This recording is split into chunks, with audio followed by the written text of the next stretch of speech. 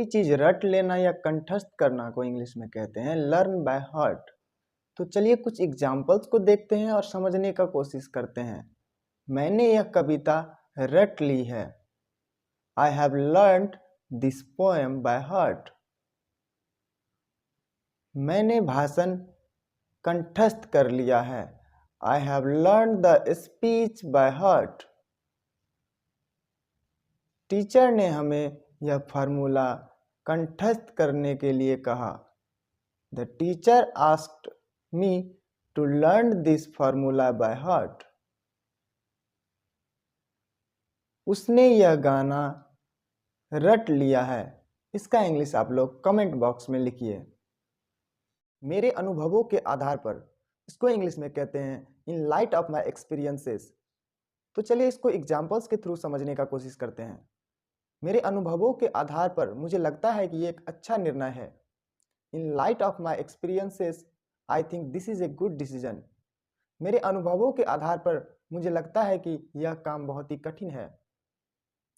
In light of my experiences I think this is very tough job.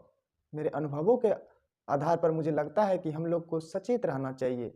In light of my experiences I think we should be aware. मेरे अनुभवों के आधार पर मुझे लगता है कि हम लोग को अपना निर्णय बदल लेना चाहिए। इसका आंसर आप लोग बताइए कमेंट बॉक्स में। सीधे शब्दों में, इसको इंग्लिश में कहते हैं टू पुट इट सिंपली। तो चलिए इसको कुछ एग्जाम्पल्स के थ्रू समझने का कोशिश करते हैं। सीधे शब्दों में मुझे लगता है कि वह एक अच्छा लड़का है। To put it simply I think he is a good boy. सीधे शब्दों में मुझे लगता है कि हमने अच्छा किया। To put it simply I think we did well. सीधे शब्दों में मुझे लगता है कि हम लोग को वहाँ जाना चाहिए। To put it simply I think we should go there. सीधे शब्दों में मुझे लगता है कि उसको इस तरह से बात नहीं करनी चाहिए। इसका आंसर आप लोग कमेंट बॉक्स में लिखिए। पीछे मुड़कर देखने पर, इसको इंग्लिश में कहते हैं इन रेट्रोस्पेक्ट। तो चलिए कुछ एग्जाम्पल्स को देखते हैं और समझने का कोशिश करते हैं।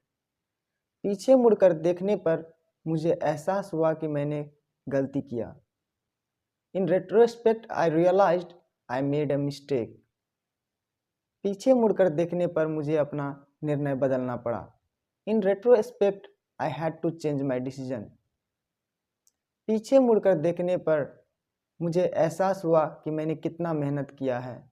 इसको आप कमेंट बॉक्स में लिखिए। डेली स्पीकिंग में हम लोग को इस तरह का सेंटेंस बोलना होता है। मेरा इरादा तुम्हें चोट पहुंचाने का नहीं था। मेरा इरादा उससे बात करने का नहीं था। मम्मी का इरादा मुझे डांटने का नहीं था।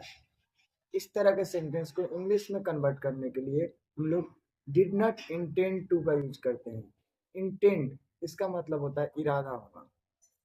तो चलिए कुछ एग्जाम्पल्स को देखते हैं और समझने का कोशिश करते हैं।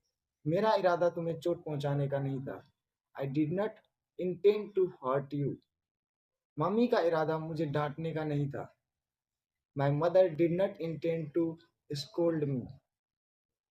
मेरा इरादा तुम्हें चिंतित करना नहीं था। I did not intend to worry you. उसका इरादा तुम्हें परेशान करने का नहीं था।